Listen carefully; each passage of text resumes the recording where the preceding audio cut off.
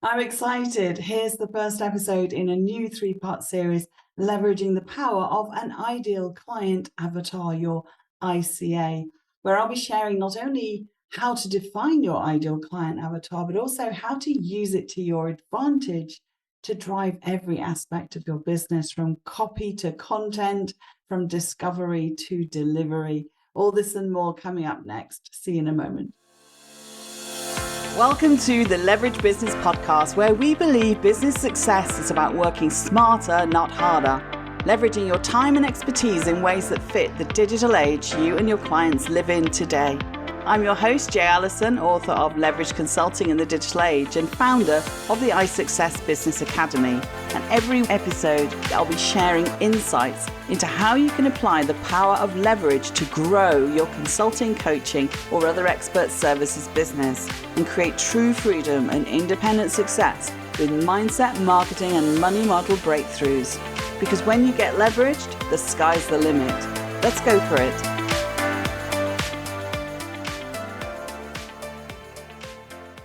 Hello everyone and welcome. I am excited to be kicking off a new multi-part series for you today, all about harnessing the power of an ideal client avatar, your ICA, where we'll be defining, creating and using your ICA.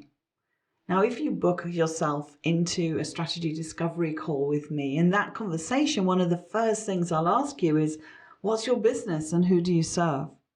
And for a lot of people, it's a dreaded question, like when someone asks, so what do you do? And if the answer isn't one that starts with, in terms of a profession, I'm a doctor, I'm a lawyer, I'm a gas engineer, I'm an artist. And even if as a business owner, your answer is, I'm a life coach, it still doesn't help you answer the question that often follows, which is, okay, so what does that mean? What do you actually help people with? And I've been conducting strategy calls for a great many years, so I've heard a lot of answers, and most of them aren't too clear about who is their ideal client or customer. Now, identifying your customer or client avatar is a great way to come up with a good answer that's super fun, super easy, and super clear. In part one today, I want to go through some of the thinking around defining your ideal customer, why it matters, and how to simplify the process and avoid common mistakes. In part two, we'll move into the practical process of creating your buyer persona, where I'll walk you through an ICA creation exercise and share a worksheet that you can use to keep going and go deeper, test it out, and so on. And then in the final third part, we'll focus on how to harness your customer avatar for effective content planning and copywriting. And that's going to bridge us into my next planned topics that dive deeper into how you create content in a very strategic, intentional way, and how to write great copy that really speaks to your audience and inspires them to respond and engage and take action with you. Let's start with why defining your ICA matters. An ideal client avatar or ICA is such an important foundation for business building, and we're going today in part one to run through why it's so important and what it can do for your business downstream. Now, I'm not exaggerating when I say that an ICA will pretty much steer all aspects of your business. When you look at it from the perspective of the 40-40-20 rule that many marketers talk about, you'll understand why this is diamond. Let me explain what the 40-40-20 rule is, so we all start off with a clear line of sight here. Evidence shows that success with a campaign or a funnel is 40% about having the right audience and 40% about having the right offer for that audience. And actually only 20%, the bit that we spend the most time creating, building and optimizing, only 20% of the whole equation is about the marketing strategy, the campaign mechanics, if you like. Isn't that amazing? Well, the audience and offer will tell you the viability for building the marketing around it. Get the high-level assumptions right first, and that starts with identifying your ideal customer. With that said, your avatar is the ideal person in your audience for your offer. What this adds up to is that identifying your ideal customer avatar is a big part of what helps you with 80% of your success. Say, oh my word, out loud if that point just sank in, or if you knew it already and you just got laser sharp right now. You may well have done some avatar work before, but for most of my clients, even those who have, it's still a challenge for you to pin down. If you believe you've got this fully dialed in, then this episode and the next part probably isn't for you. For the rest of you, I'm going to explain what an ICA is and why creating one is so fundamental to your business. Let's start with thinking about your ideal client avatar as a blueprint. When you hear the word avatar, do you think of Jim Cameron's giant blue mythical creatures from the movie Avatar? Well, no, we're not talking about that kind of avatar. A customer or client avatar is a key concept in business development and one of the most important stages in any offer creation or marketing and sales strategy.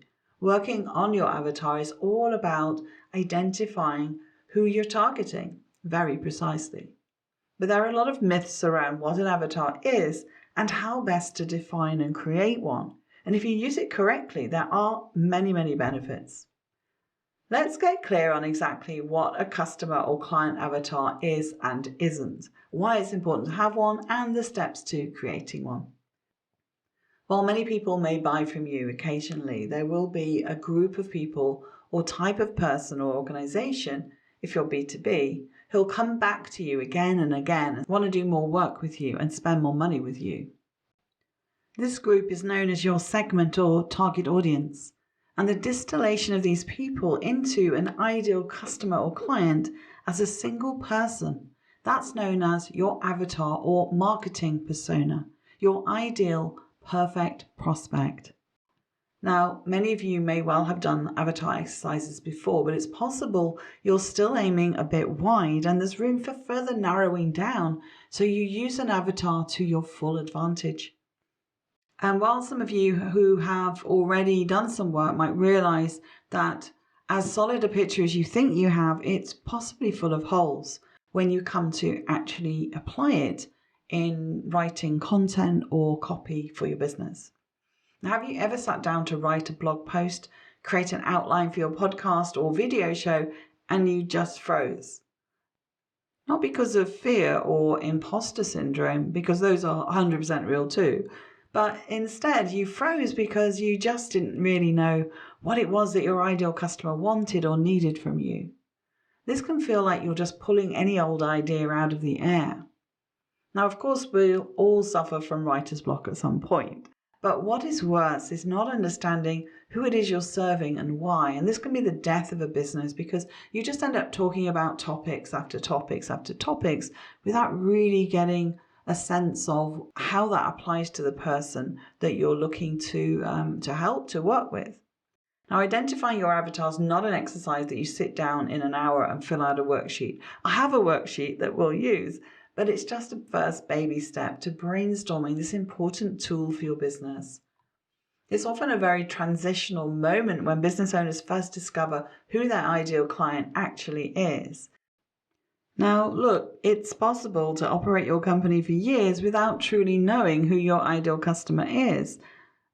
And it kind of doesn't occur to people why the sales process always remains so hard and why it never seems to flow. They don't really always come back to having a really clearly defined ideal client avatar. There's so much to do, isn't there, when you start a new business, whether it's your first or your 10th business, or you're looking at a new product. There's ad copy to write, landing pages to design, and of course, tons of ads to build from scratch. Sometimes people get a little lost in all of that, let's be fair. They start to create their online presence and their content, forgetting about the main reason that they're doing it in the first place, their customer. Creating an ICA is the point where every business should start before moving forward. Many have heard about customer visualization or buyer profiling, but only a few actually do it. So here are the goals broken down. We're going to fast track you through the what, why, and how of creating your avatar, and it's an iterative process. The more you test and refine your avatar, the clearer and more defined it will become. In part 1, this episode, we'll go through some fundamentals. Not that this is basic, we'll be covering fairly advanced insights here. First, we'll look at understanding what an avatar is and isn't. Then we'll look at why getting clear on your avatar is important. We'll tackle some common misconceptions and traps, and we'll talk through 5 stages of identifying your ideal customer avatar. In part 2, we're going to get super practical. You'll be creating your customer profile using an exercise and a worksheet that I'll provide. And then in the last part, we'll turn towards using avatar-driven marketing and sales strategies. And that's the grand plan, lots to cover. So let's get going. First of all, why is customer avatar creation important? So you may be asking, who needs an ICA? And the answer is all businesses. Creating a customer avatar may seem like a lot of time and effort to waste on defining some fictional person. And why would you? After all, your marketing probably has plenty of demographic data that you use regularly. But this data is not definitive. What I mean is that even though you may know who could benefit from your product, program, or service, it still doesn't tell you who your ideal customer is. That's where fleshing out a customer avatar comes in. Again, you may have multiple avatars if you're a segmented business, but for this training, we're going to assume that you only need one. Creating a single customer avatar helps you narrow your marketing practices, improve your targeting, and enhance your personalization efforts, which is particularly important for nurture emails. You can really improve your business from top to bottom by knowing who you do and don't want or expect to buy from you. Here's the big promise and why it's so important. Identifying your ideal customer avatar, your ICA, will help drive every decision for your business, from offer creation and marketing campaigns right through to sales and customer service. So let's dive in, and we're going to start with a bit of clarification and definitions about avatars and why it's worth spending time on to help with the growth and success of your business.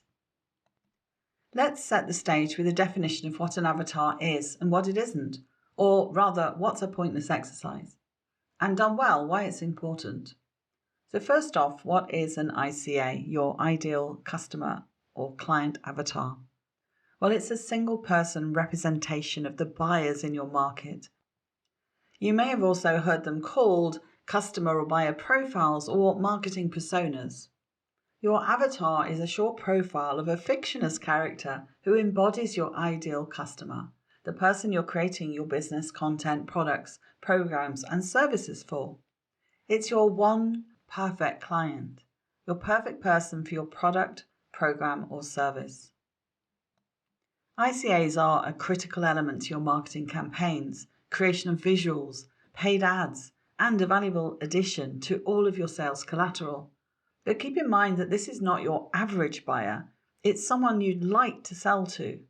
In most cases, your ideal customer will offer loyal repeat business, good referrals, and frequent purchases in return for high-quality goods and services. The purpose of a customer avatar is to delve much, much deeper than broad scope demographic data can.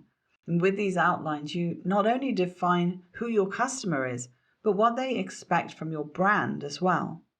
And if you're B2B, you'll need to define both your perfect person and your perfect organization. Note that you can have more than one customer avatar if your company is segmented in products or services. When it comes to creating a customer avatar, there are a few essential components you should include, such as defined wants, needs, pain points, challenges, goals, a well-researched history and background, a detailed profile of not just who they are, but how they'll use your service or product. An ICA is a working picture of who you serve that you can use to make decisions about your offer and your marketing. Now, I realize I may be laboring the point a bit here, even more than a bit, but it's important because there are many misconceptions and myths about avatars and what you're aiming for. So I want to open up that box so you don't fall into the common traps that many businesses do when creating marketing personas. So let's talk about misconceptions and myths about avatars. It's not uncommon to hear, especially from service-based businesses like most of yours, that what they offer is suitable for everybody. This is where so many business owners fall flat. They have such a generic offer that it doesn't strongly capture the attention or interest of anyone. Having a niche is key. You may argue that this narrows your market and the number of suitable clients, but what it actually does is enable you to appeal to an audience that truly values and resonates with what you do. The more you come to know your ideal client, the easier it will be for you to create content that speaks directly to them. You become magnetic.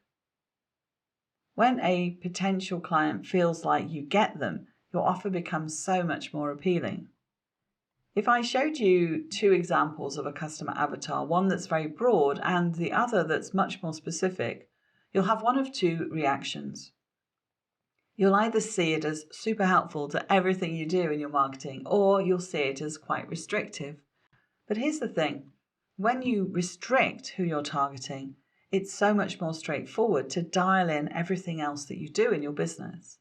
By narrowing your niche and getting specific about the exact person you want to appeal to, with all the nuances of their profile, your messaging, your copy, your webinars and sales presentations will land with much more resonance and impact. When you know exactly who you're talking about and speaking with, that's when magic happens. Whenever you're marketing a product or service, you really need to focus on who you're aiming all of that content at. Ask yourself, who is your absolute dream customer? What do they do? What do they like? These are just a couple of key questions, but there are countless questions that go into figuring out your target market and creating a customer avatar. So here comes the million-dollar question. What's the problem in your business that creating an avatar can solve for you? Are you struggling to connect with your customers on social networks? Do you know where they hang out online? To optimize your social media marketing efforts, it's important to know who your customers are and which social networks they spend their time on. It kind of sounds obvious, doesn't it? But oddly enough, a lot of businesses don't look at it this way. These challenges are what identifying your avatar really helps with, big time. But there are also some big myths about avatars, so let's look at some pitfalls you can fall into.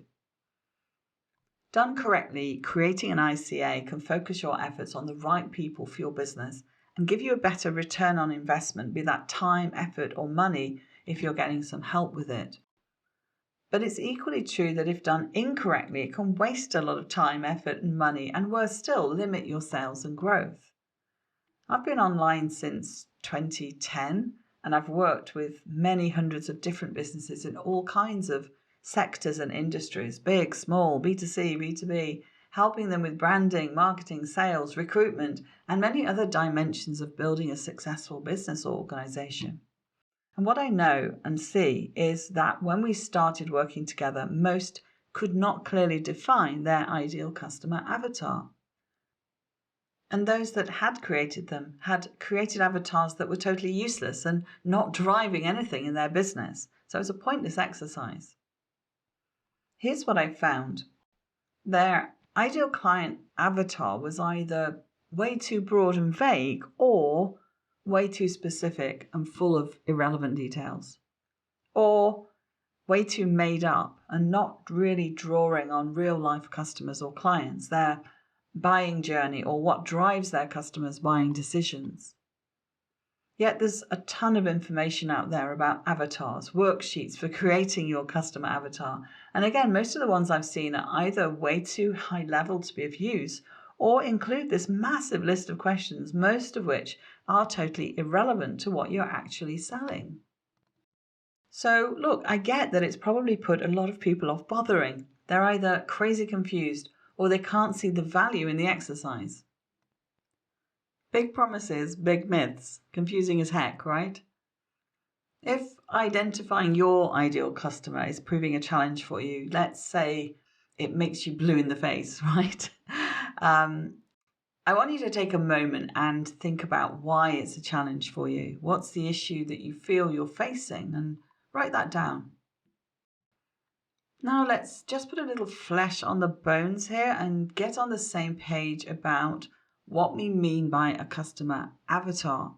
Here's the science part, the detail around what it is, and in a moment I'll talk about what it isn't.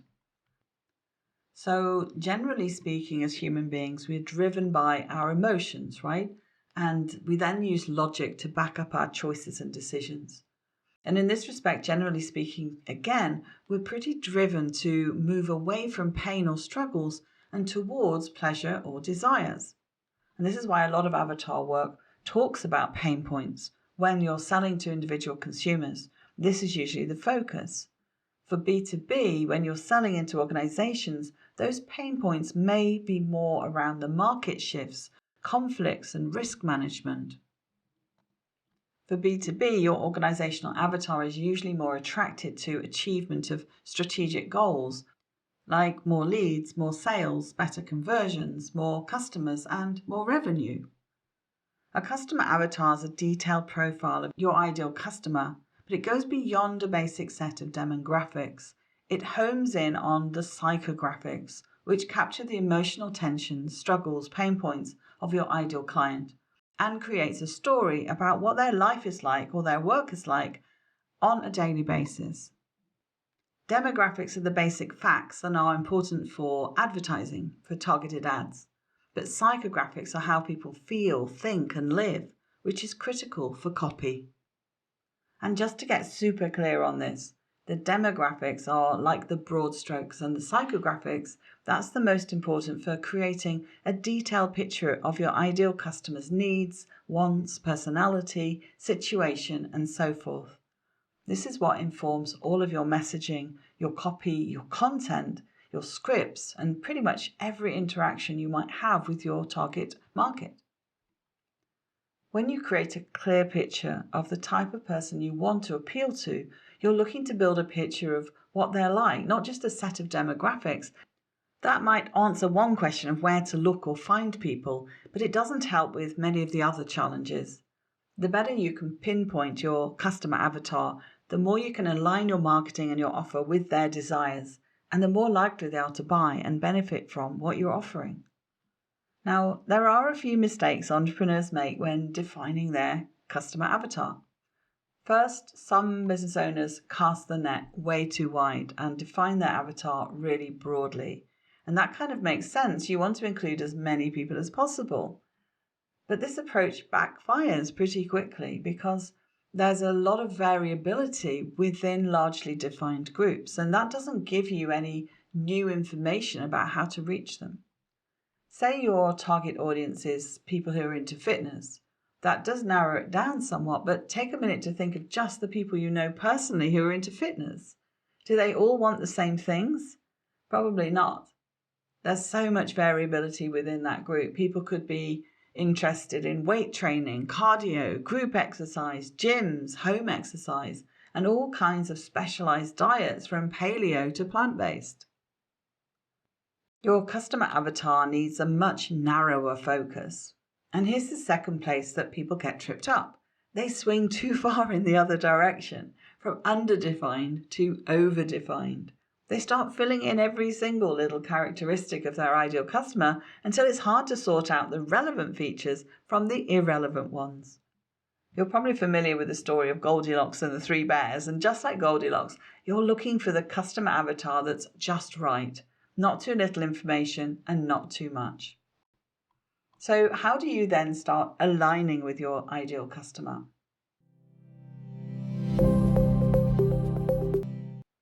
There's a lot of different terms that are often used interchangeably and make this all even more confusing than it already is. And we don't have time to get into all the ins and outs. The main point is to understand the layers for your ICA. You're homing in on the red bullseye of like a target, if you imagine a target board, and a specific segment of your market, a specific persona in your target audience. And then you're going to create a character that represents that perfect person for your business, product, or service. Why? Because it enables us to create more effective marketing and product development strategies. By understanding the specific needs and preferences of our ideal customer, we can create products and marketing messages that are more relevant and compelling to that ideal customer. That doesn't exclude those outside the bullseye, so to speak. It just means we're focusing on the highest alignment. The question I get asked the most is probably around the difference between a niche and a customer avatar. And they are related concepts, but they are not the same thing. So let me very briefly tease those two things apart. A niche kind of fits between your target market and target audience. It refers to a specific segment of a market that has unique needs, interests, or preferences. A niche or niche is often used by businesses to identify untapped markets or opportunities for growth and to help target their marketing efforts to specific segments of the market. A target market or niche is a broader category of consumers with similar characteristics. An ideal customer avatar is a detailed and specific representation of a business's target audience. An avatar can help a business to empathize with its customers and create more effective messaging and products that resonate with them. With an avatar, we're homing in on our target audience and ideal customer. The point of showing this is not for you to really understand every single terminology, but to see where your ideal customer avatar fits in the broad sense of your target audience, your niche, and your brand positioning. And remember, just because you're homing in on this ideal customer doesn't mean that the rest of your audience might not be the ideal.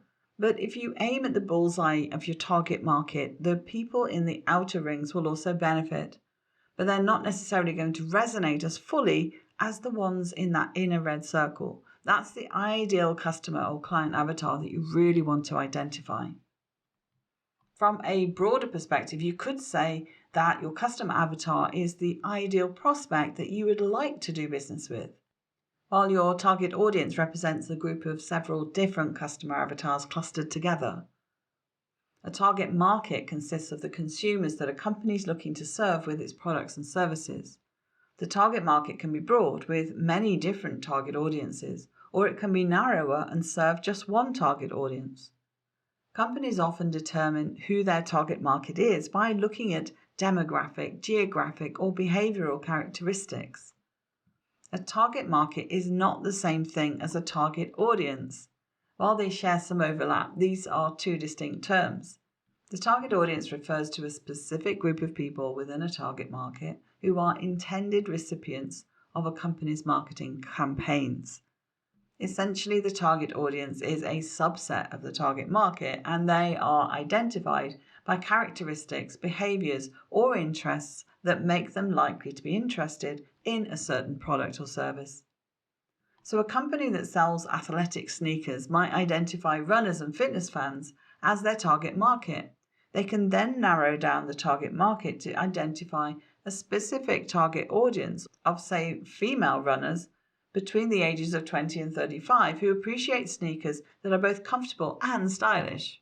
Segments are still large groupings, lacking the nuances to understand individuals and their particular needs and drives. A persona, on the other hand, is a more finely drawn outline of the dream customer. Buyer personas bring segments to life so that you're able, for marketing purposes, to define content and media plans. A niche can be based on various factors such as demographics, geography, behavior, or psychographics. For example, a niche market might be women aged 25 to 35 who are interested in sustainable fashion. It's narrowed down the market but isn't particularly specific about what makes a customer ideal, and it doesn't build up a picture in our mind's eye to focus our messages on. While a niche defines a specific segment of a market, a customer avatar defines a specific individual within that niche. So why do business owners struggle with defining an ideal client avatar? Homing in on your ICA is super hard, super important, and If you're really struggling with it, I understand, because I really struggled with it too. Now, I call my avatar now Jaunty Jerry with a J, not a G, because I'm J and because Jerry likes things modern. Now, Jaunty Jerry is super energetic. He's got 3 kids, a busy wife, and they have a dog. He works a 9 to 5 job that's more like 7 to 10, and he's stressed and he often is late, which he hates. He's a professional and expert in his field of leadership development, but he's working for someone else and wants a better life working for himself. He's super ambitious. He's started a few businesses. He's got a vision of success, but isn't clear on the strategy to build a business that achieves it. Those types of characteristics that I've just rattled off are specific to me and my niche. So remember, you do yours. It doesn't really work to borrow someone else's. When you start looking at things like your ICA's age and where he lives, when you look at what his income is, that puts us in the demographic phase. And I'd like you to really step away from that. We're going to focus much more on the actual person and really understanding his character, this avatar, your ideal client. So I'm going to give you 5 key areas to focus on, and then in part 2, I'll walk you through an exercise to assist you in identifying where your ideal prospect avatar has the biggest problem that you may be able to solve. Because you want to attract your ideal client, you're looking to nail a representation of the perfect customer. And this is why over the years, not only for my own business, but since I do a lot of strategic marketing and brand positioning work with clients, I've had to dive into all kinds of courses and guides and templates and worksheets so I could get better at it. Even creating this training, I've had to think how I can make it simpler, more structured, and more fun. But you have to understand identifying your avatar takes time, and you have to be okay with the fact you won't crack it in one go. So give me a thumbs up if you're willing to go a few rounds on this with me today and in part 2 as well when we do the actual practical exercise. Don't just sit and listen. Don't just kind of be distracted doing other things, but actually have a go and make a start. So I think you'll get a lot more out of this particular type of podcast because you're going to be taking action.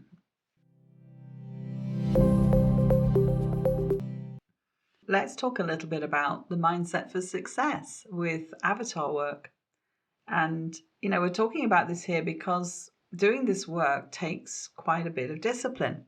Discipline to work through the process, to get curious, and to be willing to iterate, to create, to test, to refine. And it can take a while to get your avatar really dialed in enough to be useful to your business. So here are some typical mindset blocks to alignment that I see with clients when they first come to work with me. People say, I don't want to narrow down, I can help and sell to everyone. Or I don't want to niche down and limit myself in this way. Some of them have a fear that you'll create the wrong ideal client avatar. So instead you avoid it altogether. So give me a virtual nod if you know you say these things or other things to yourself or your coach if you have one, when you hear about niching down or creating a specific customer profile. Well, on the first 2, please think again. Narrowing is marketing 101. You simply can't talk to everyone. The message is too blurry, too vague. It isn't striking, so catches no one's attention. The problem with this thinking, this mindset, this belief is that having a fuzzy ICA sets up all other aspects to be fuzzy. You therefore spend much more time and money on marketing that's only mediocre. And if you're paying for ads with a fuzzy target, you'll end up paying way more just to reach enough people. And there are a ton of other advantages that having a clear, ideal customer avatar brings you. And remember here, you're marketing to real human beings. People want to feel that you're talking to them personally. Individualization and that personal connection that people feel is the holy grail of great marketing. People don't like to just be one in a crowd who are being talked to or sold to as like a broad group. So don't be afraid. Better to create one and test it, refine it, than not to do it at all. Let me share some examples of broad versus narrow ICAs and the power that narrowing down actually brings you from a marketing point of view. So here are a few ICAs that are too broad. Working women 20 to 50 years old. Male entrepreneurs who want to close more sales. Or typically, I can help everyone.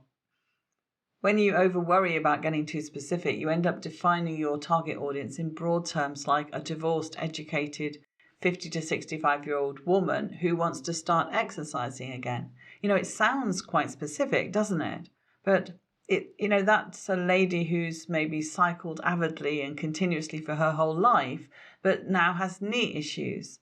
And that person's going to be very different from a woman who has spent the last 20 years traveling as a corporate exec with no time for exercise and terrible asthma. Now, if you never focused on those kinds of specifics, you would miss the chance to demonstrate a true comprehension of the unique wants, difficulties, and objectives of your ideal audience. So as I said earlier, where we also go wrong is we go the other way. We add too much irrelevant information. A customer avatar is not every detail about this person, down to the color of their shoelaces. You want to understand factors that are indicative to their values, beliefs, and behaviors. So be wary of the theoretical perfectionism trap. It's unlikely that you'll develop an avatar so perfect that hordes of that clone will show up at your door and throw money at you. Putting masses of effort into overdeveloping your ICA is a form of resistance where you're trying to avoid testing, but you'll never be able to get things 100% perfect when working in theory. Instead, you need to consider what it is that you want to know in order to be as certain as you're going to be. A couple of other traps I hear people falling foul of all too often are, I have no idea who my ideal customer is, so I can't create an avatar. Or, I already work with clients, I know what they need, so this doesn't apply to me. For those who just haven't gotten started on identifying an avatar, this can come from a place of fear that you can't do this, and not being clear on your ideal customer will just keep stalling you in moving your business forward. If you think you already know what they need, so don't need one, then test that out. If you know what they need, all your marketing messages must be landing and converting into sales really well, right? Now, even if you are sure about what they need, do they? Are you meeting them where they're at in terms of what they think they want and their awareness of the problem or solution? You need to speak to them in a way that they can really relate to, and that's the symptoms of their dilemma, pain, or challenge. So the question for you is to have or not to have an ICA. What happens in your business when you don't have a clearly defined ideal client avatar? Here's an example of a wellness coach who says, I help people live healthier, more fulfilled lives. It's unclear who you help, how you help them, if they're a good fit for you, and what result you can deliver. How can the right person raise their hand and say, yes, I want that, if you're being fuzzy? Let's flip it to what happens in your business when you do have a great ICA. So here's our example again, our wellness coach. Now, this time she's saying, I help busy professional women over 40 who hate dieting to lose weight, lean up, and improve their health by building a pile of healthy habits. This is called an instant credibility statement, or ICS, and it's a high-level starting place for your avatar. It works really well because even with that level of detail, it gives a clear sense of who is a fit and also pushes out who you're not targeting.